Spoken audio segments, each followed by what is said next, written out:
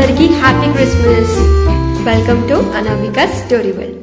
ఇవాళ మనం వినబోయే కథ మీరా, చాప్టర్ 75. ఆలస్యం చేయకుండా కథలోకి వెళ్ళిపోదాం. అవునరా, పొద్దున గుమ్మడికాయ పులుసు పెట్టింది. ఆ తర్వాత మంజు మీరా ఇద్దరు కలిసి ఇదిగో ఇవన్నీ చేశారు. నన్ను వైదేహిని అసలు వంటగదిలోకే రానివ్వలేదు. మంజు ఫోన్లో చూసి ఇద్దరు చేశారు అని గొప్పగా అంది సీతాలక్ష్మి.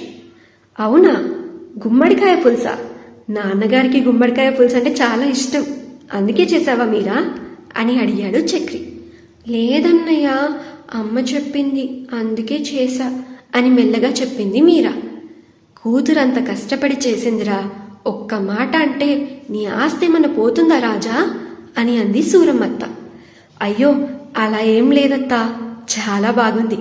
సీత చేసేదానికన్నా నా మీరా తల్లి చేసిన గుమ్మడికాయ పులుసు చాలా బాగుంది అని సంతోషంగా చెప్పారు ఆయన.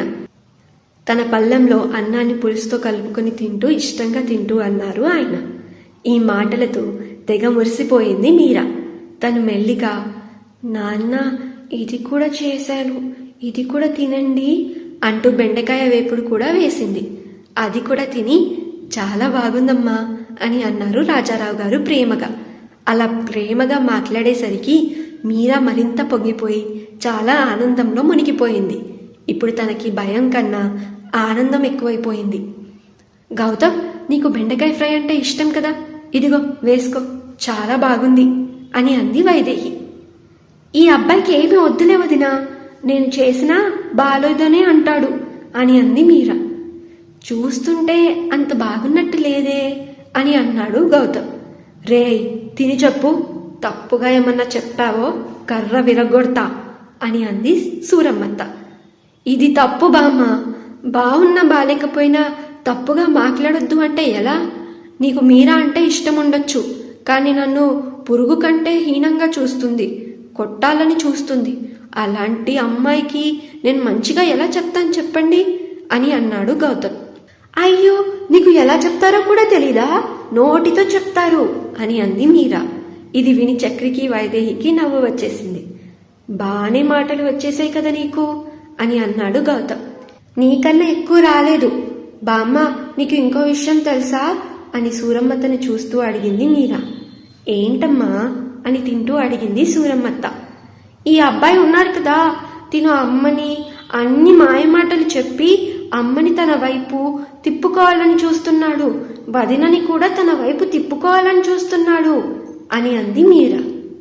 వాళ్ళేమైనా కారా బండా నా వైపు తిప్పుకోవడానికి? మనుషులు, వాళ్ళకి ఎవరి మీద ఎక్కువ ప్రేమ ఉంటే వాళ్ళ మాటలు వింటారు అని అన్నాడు గౌతమ్.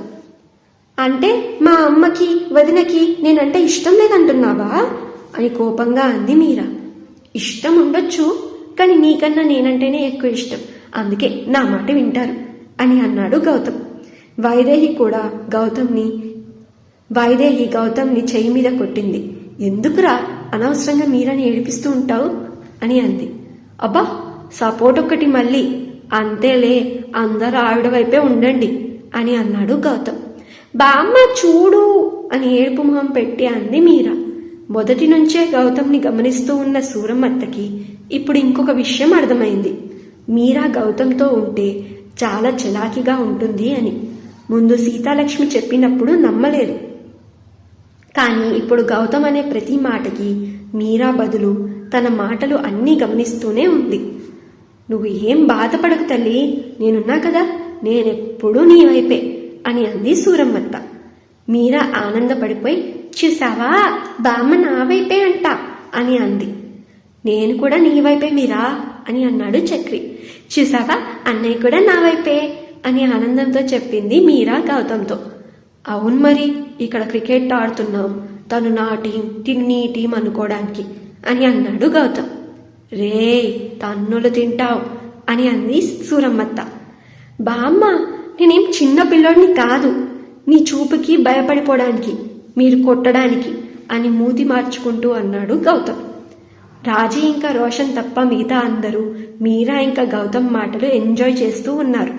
రాజారావు గారు అసలు తన కూతుర్ని అలా చూస్తా అని అనుకోలేదు. అలా చూసేసరికి ఇంకా ఆనందం తట్టుకోలేకపోతున్నారు. సరేరా ఇప్పుడు తినండి, తర్వాత కొట్టుకోండి అని అంది సీతాలక్ష్మి. ఇలా మీరా గౌతమ్తో చనువుగా మాట్లాడడం రోషన్కి రాజీకి అస్సలు నచ్చలేదు. అసలు వాళ్ళు అక్కడ ఉన్నారు అన్న సంగతి కూడా మర్చిపోయింది మీరా. నిన్నగాక మొన్న వచ్చాడు, అంత చనువుగా మాట్లాడుతున్నాడేంటి మీరాతో? మీరా కూడా ఎంతో చనువుగా మాట్లాడుతుంది. ఇంట్లో వాళ్ళు కూడా ఏమీ అనట్లేదు. ఇది నాకు మంచిది కాదు, చెబుతా ఉండు వీడి సంగతి అని తన మనసులో అనుకొని గౌతమ్ని చూస్తూ, ఇదిగో అబ్బాయి, ఇంతకీ ఏం చేస్తూ ఉంటావు? మీ అమ్మా నాన్న ఈ మధ్య చనిపోయారని విన్నాను, ఏమన్నా కూడబెట్టుకున్నావా లేదా అని చాలా వెటకారంగా అడిగింది రాజీ. ఈ మాట రాజారావు గారికి కూడా నచ్చలేదు. మరి గౌతమ్ ఏం సమాధానం చెప్తాడు తెలుసుకుందాం నెక్స్ట్ అప్డేట్లో. వింటూనే ఉండండి మీరా, మీ అనామిక స్టోరీ వరల్డ్ ఛానల్లో మీ హోస్ట్ అనామికతో. ఈ స్టోరీ మీకు నచ్చితే ఈ వీడియోకి ఒక లైక్, అలాగే ఈ స్టోరీని మీ ఫ్రెండ్స్ అండ్ ఫ్యామిలీతో షేర్ చేయండి. అలాగే ఛానల్ని సబ్స్క్రైబ్ కూడా చేసుకోండి. ఈ స్టోరీని మీరు పూర్తిగా చదవాలి అనుకుంటే డిస్క్రిప్షన్లో లింక్ ఉంది, అది క్లిక్ చేసి ఈ స్టోరీయే కాకుండా నేను రాసిన మిగతా స్టోరీస్ కూడా పూర్తిగా చదివేయచ్చు. Thank you so much for listening and once again